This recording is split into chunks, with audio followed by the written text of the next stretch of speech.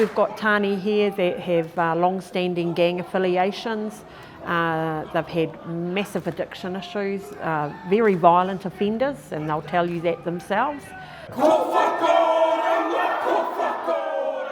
You've still got your ankle bracelet on right now, so when do you get that off? I get that off on the 21st of January. I got 12 months home detention. What for? Various charges, drug offences, firearms. Yeah, quite a violent offending too. But this place here's helped me work on all of that, eh? This place is Kaikohe's Whakaoranga Whānau Recovery Hub, or the WOW Hub. We don't focus too much on the word gang. Gang is another name for whānau, really. So they've all got different colours. You know, some of those tāne, they wouldn't normally get along if it was out on the street.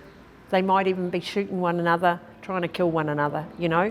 But that's why we know kaupapa Māori services work for our people, because under this umbrella, that's the only colour we have. The focus here is drug and alcohol rehabilitation through cultural reconnection. The services Kai Whakahaere, Rhonda Zielinski and her team provide are in demand. We're really busy. Northlanders consistently consume the most meth in the country per capita, according to wastewater testing. We know how to fix our men. We know how to deal with our men. We just don't have enough money. We don't have enough beds. We've got one detox unit in the whole of Taitokero, 8 beds for detox from drug addiction, 8 beds. That's in all of Northland? Yeah, the whole of Northland. It's in Dargaville. One detox unit. Health New Zealand told the Herald the 8-bed unit is currently fully occupied, with a waiting list of around 8 weeks. And when people reach out, they want help now. They need it now. You know, you can't say to someone, oh, come back in 8 weeks and we'll get you into detox. What do you do then? Well, the only thing you can do is offer them a social detox. You know, that's the only thing you can do. What does that mean? It means that, like, I might take a girl home who's been on a bender. She might have been fried for the last month, hasn't slept, hasn't eaten. And you take them home, you let them sleep, you let them eat, wake up, have a shower, go back to sleep. And, you know, they come right in a couple of weeks, and then you can start working with them. One of the key issues for Rhonda and her team is they have a huge level of need in this community, but they just don't have the resources. They don't have the funding, they don't have the staff, they don't even have a van that can transport those they're trying to help from Ngāwhā prison here to Kaikohe. If we're talking about Taitokero, we're a hot spot for meth. Where's the resource that's gone into the community to hit the ground for service delivery? Because a lot of money gets put and it gets tied up in organisations and managers and, you know, all these flash roles, but it doesn't hit the ground. It doesn't hit the ground. It doesn't allow me to employ some of my staff full time. Some of them work part time because that's all I can afford. That seems crazy. It is crazy. Yeah, it's crazy. Because we know what we do works. Health New Zealand says over the past 2 years it provided $613,000 in funding to the WOW Hub, although staff say that doesn't go far. We've got a very skeleton staff, however we're passionate about doing the mahi.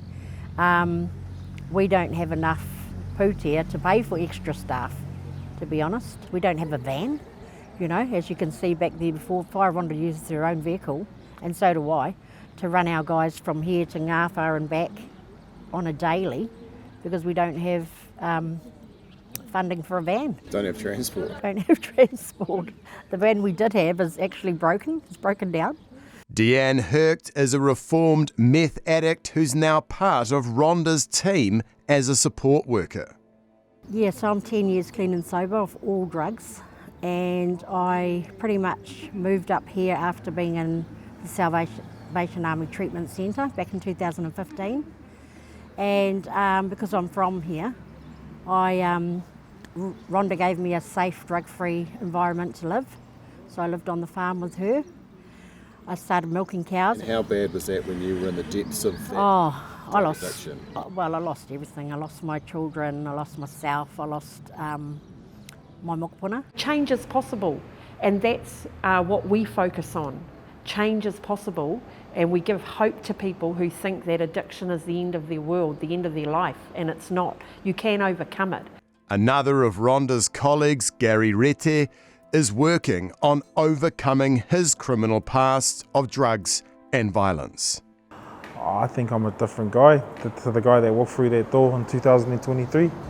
And yeah, it's just real mana. I'm uplifting here. Yeah. Is it unique, do you think, in terms of helping people recover? Definitely unique. Why is that? I think it's just because, like myself, I'm a staff member, but I live with our boys. You know, I see them from 6 o'clock in the morning at the gym till, 10 o'clock at night when we're just chilling out in the lounge, watching movies and stuff. But I think that this works because we have people like our Matua Stu, our clinician. He comes from lived experience as well, and he understands us. Rete says there are complex intergenerational social issues in the far north. Most definitely, a lot of the kids around here, they don't have the head start like most people would get. Poverty, that's a main one. It's hard enough. These kids just being able to feed themselves, or their parents being able to feed these kids. So that's not a good start, Myself, I didn't come from that. I came from a good family. I come from, my dad always made sure there was food on the table, and my mum. So there was no real excuse for me. I think I just chose this pathway. There was influences in my life that sort of guided me towards the way I went. But I think moving forward now for me is I want to be able to give back. I've worked here now for a year, and that's all I feel like I want to do.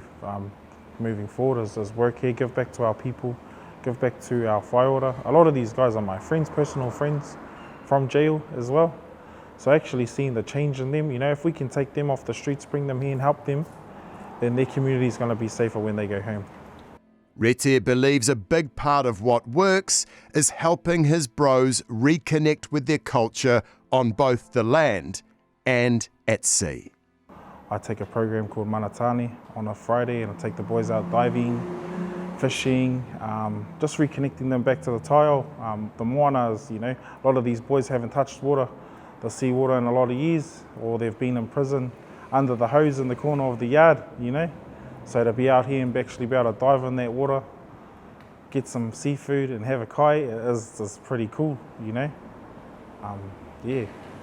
That's sort of my main thing here is trying to connect our boys back with where we come from, our whenua and our moana. Yeah. Do you think it's working? Yeah, definitely.